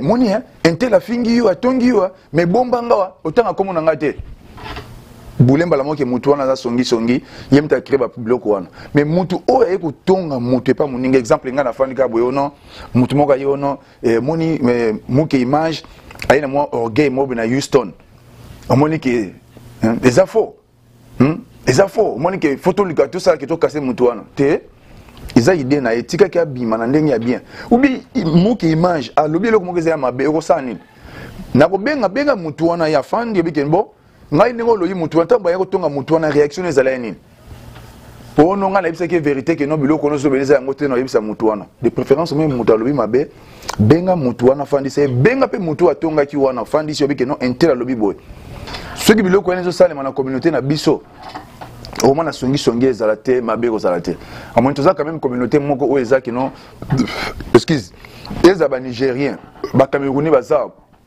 ba banga communauté congolaise ba banga biso ba congolais bi ke no biso za makasi puisque biso na mboko aux États-Unis même gouvernement américain ba bi ke non ba congolais o baza aux États-Unis baza ba oyo baza ba mafia te baza ba to baza soki ba ya ba ndenge nini te ba bi ke no biso to beta kayuna biso na ndenge ya bien tozolata to payer bakar bana ba otanga bien tozana vie bien na mboka oyo tozomona suwe zaka kino tozala bien en tout cas tozala bien somo te lo mwa be ya muninga benga muningana yebise kino intela lobby yo sali boy mabe ko zala nango te muke image mabe ko zala te tozala bien suwe zaka tozala bien tozomona ngale ko bima na bibi ke bon ça va net na ko poser exemple moko muke mutunanga en tout cas ngata na commune États-Unis mutali boso ngana mona na États-Unis o ya yana ndaku nanga ezaki Franklin Chabani na mona Franklin Chabani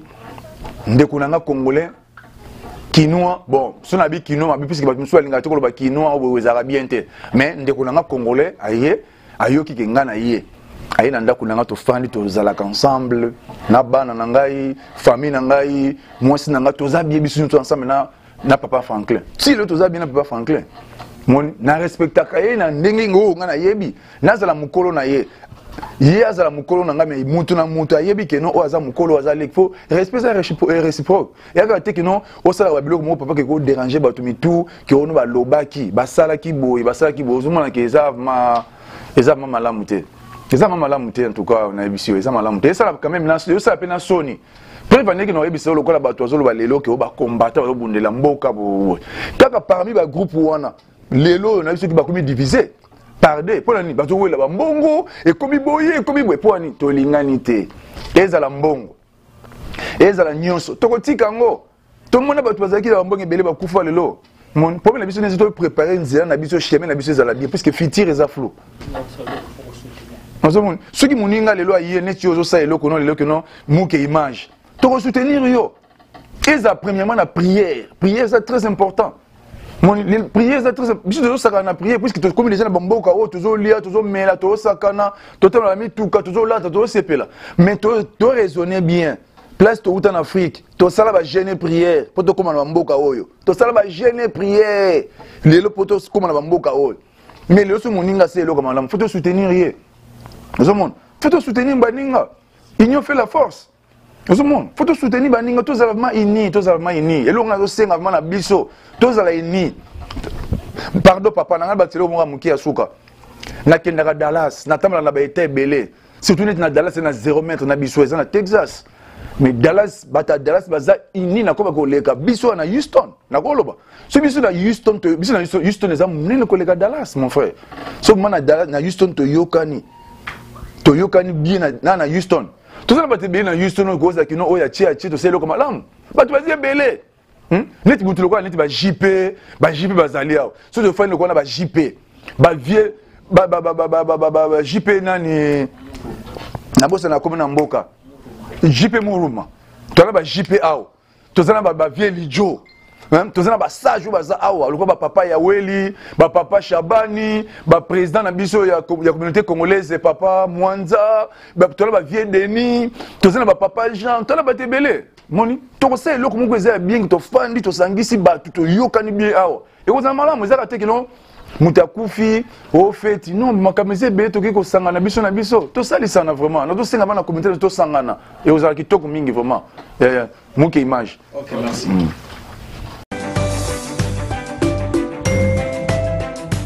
Congo Promo TV, les professionnels à votre disposition. Les vraies news par les vrais pros.